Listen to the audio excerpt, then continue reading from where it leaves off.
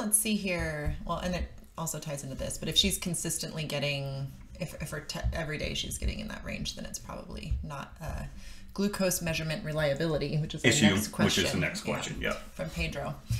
Dear Rob, my name is Pedro and I'm Portuguese. I've been following your work through interviews in your online publications and books. I take many notes from your teachings and have been applying them in my own life, which I deeply thank you for.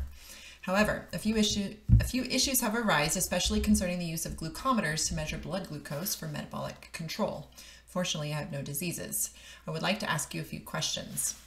For a year now, I've been regularly using the Freestyle Precision Neo device, and the readings are not reliable at all. I've made many experiments, such as trying to prick my fingers 5 times in a row to observe the results. The readings are always different, sometimes 15 or more points. Milligram per deciliter. I've done the carb test as well, reproducing the same conditions, and the readings also change if I test a few times and in different days. I've tried different devices too. I contacted the company to expose this issue, and they told me it is an acceptable variation of 20 points. Being so, it basically means we can't rely on this method to inform us how the body is reacting to foods or to check glucose stability, for example, because it's always changing within the same conditions. I wonder if you have noticed the same issue and if you found a method to overcome this reliability. I've also used a Freestyle Libre device, which measures continually the glucose interstitial fluid. I know there's a delay between the readings and the actual glucose level, and there's also less precision than a blood glucometer. However, the same issue of unreliability is happening.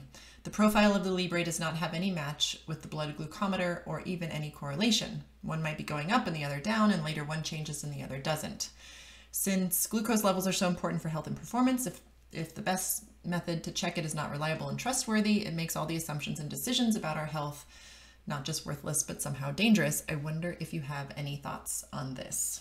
My best wishes, Pedro. Yeah, it's a great question, and this is something that was pretty frustrating when we were kind of rolling out the 7-day carb test.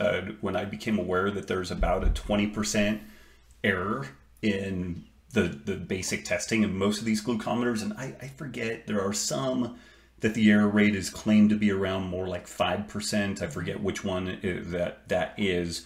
But if you have a 20% error rate, if your true blood glucose reading is 100, we would not really be surprised if it was as low as 80 or as high as 120. And this is why, in addition to the testing, I recommended this whole matrix of how's your cognition, how's your digestion, what's your kind of sense of inflammation, so that we could, again, kind of get multiple, as hard a data as we could, and then shift a little bit into the softer data, you know, just how you're feeling and the performance and whatnot.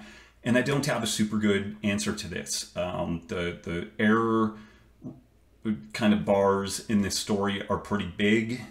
This is why I recommend that folks use it as, you know, a guide to kind of point them in a particular direction, but we can't get overly hung up on this. I remember, like, when Nikki did this stuff, your blood, what was it? Your blood glucose ended up like 2 points lower after, so you had a baseline, and then it went to its high, and then it went and like, it dropped low, and so it started at like 75, and then it went to 105, and then it went to 73. And people were like, you have phase 3 craft pattern or something like that. And I'm like, fucking horseshit, people. Like, the error, you're trying to ascribe a 3-point delta between the initial and the final test when there's a 20-point error bar encompassing this whole thing. And I'm not a statistician, but this is where, like, people almost get overeducated to the point of being dangerous, where, like, you can't pull back and look at this stuff with a little objectivity. I think as time goes on, these instruments will get better and better.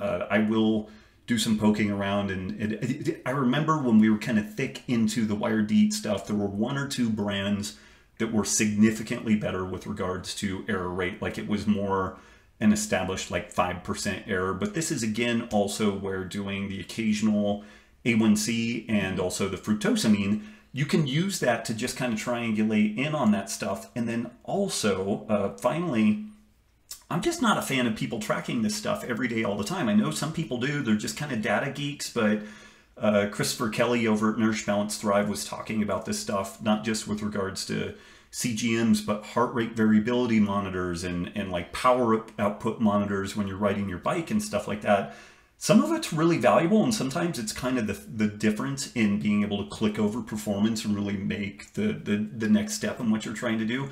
And a lot of it is just a distraction. Like you're spending all this time trying to pair, you know, a Bluetooth devices to this, that, and the other, instead of just like kind of doing what you need to do. And we were talking this morning about the HRV stuff because we're tinkering with some meditation material. There was some article that Tyler shared with us that was talking about how some of these devices are, you know, there's enough error rate within them, but then there's this placebo effect that happens, a negative placebo effect. So if, for example, if you're wearing something and it tells you that you had a really poor night of sleep, maybe you did, maybe you didn't. If it wasn't measuring you accurately, maybe you had a decent night of sleep, but it says you had a poor night of sleep, that people actually, you know, the rest of their day, they internalize that and they really feel like they had a really terrible night of sleep. And it kind of cuts both ways. Like sometimes they actually didn't sleep well, but the HRV says they're on point, and then they rally and they do okay. Right. And then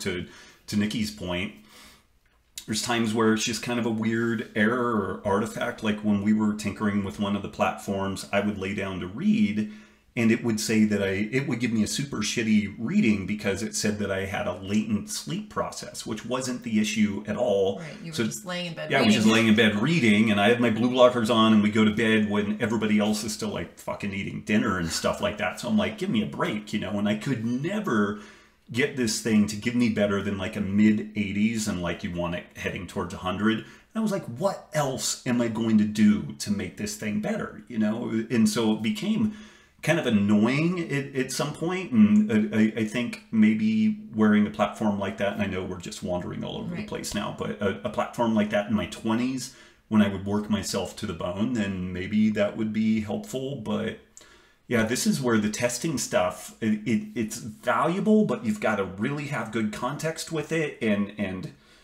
man, it's a narrow window of the information that we have, and being aware, which sounds like Pedro is very aware of the limitations of what this stuff can tell us, and keeping that in proper context, for sure. Great. I think that was our... Was that the last one? Final question for this week. Yeah. So if you guys have questions, you can submit them on robbwolf.com at the contact page. Follow us on Instagram at DasRobbWolf. YouTube. Anything else? PaleoFX coming up. FitCon coming up. Not sure when this one is dropping, so it may be done by the time. No, this will come out before PaleoFX. Okay. Yeah. Okay. Cool. Awesome. Thanks, guys. Bye.